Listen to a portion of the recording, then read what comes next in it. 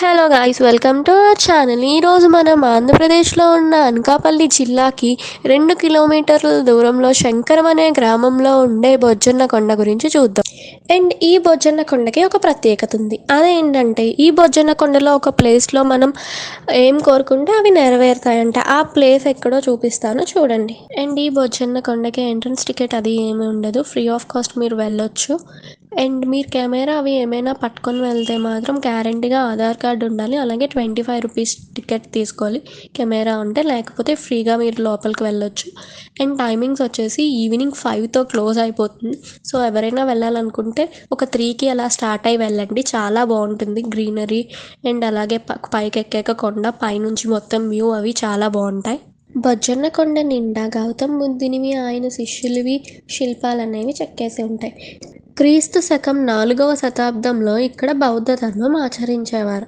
అప్పట్లో దీన్ని బౌద్ధ కొండ అని పిలిచేవారు. కాలక్రమేణా దాని పేరు బొజ్జన్న కొండగా మారింది. ఈ బొజ్జన్న కొండకి 2000 సంవత్సరాల చరిత్ర ఉంది.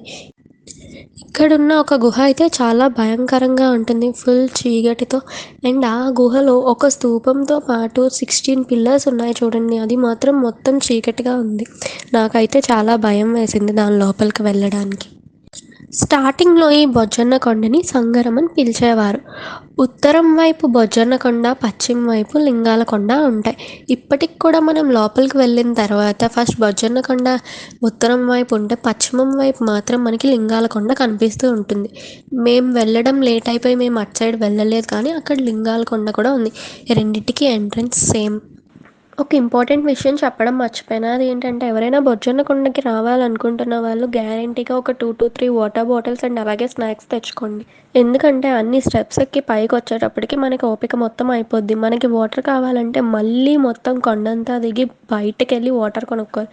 సో అలా కాకుండా ముందు జాగ్రత్తగా ముందే వాటర్ అండ్ స్నాక్స్ తెచ్చుకోండి. చిన్నపిల్లలు ఉంటే మాత్రం చాలా అల్లరి పెట్టేస్తారు, చూసుకోండి.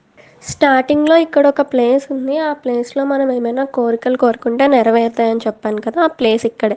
ఇంతకీ ఏం చేయాలంటే, ఏమైనా ఒక చిన్న రాయి తీసుకొని మనం బ్యాక్ సైడ్ నుంచి ఆ రాయి విసిరితే ఆ పైనున్న హోల్లోంచి పడాలి. మనం చూడకుండా విసిరాలి ఆ రాయి. ఒకవేళ కానీ అది ఆ హోల్లోంచి కిందకి పడితే మన కోరికలు నెరవేరుతాయని నమ్ముతారు అందరూ. ఎవ్రీ ఇయర్ కనుమ పండగ రోజు ఇక్కడ పెద్ద జాతర జరుగుతుంది. ఆ జాతరలో బౌద్ధ మేళా నిర్వహిస్తారు. బౌద్ధ మేళాకు మన దేశం నుంచే కాకుండా శ్రీలంక, నేపాల్, చైనా ఇలా ఇతరితర దేశాల నుంచి బౌద్ధ భిక్షువులు వస్తూ ఉంటారు. ఎవరైనా చిన్నపిల్లల్ని తీసుకెళ్ళినప్పుడు మాత్రం చూసుకోండి, వాళ్ళని మీరే ఎత్తుకొని మొయ్యాలి. వాళ్ళు గోల పెట్టేస్తూ ఉంటారు పైకి వెళ్ళిన తర్వాత. సో కేర్ఫుల్గా హ్యాండిల్ చేయండి. మొత్తానికి మేమైతే చాలా బాగా ఎంజాయ్ చేసాం సన్సెట్ అది చూస్తూ ఈవినింగ్ టైం వెళ్ళడం వల్ల. మీరు కూడా తప్పకుండా విజిట్ చేయండి. Please like, share and subscribe to Srujana Keerthana. Thank you for watching.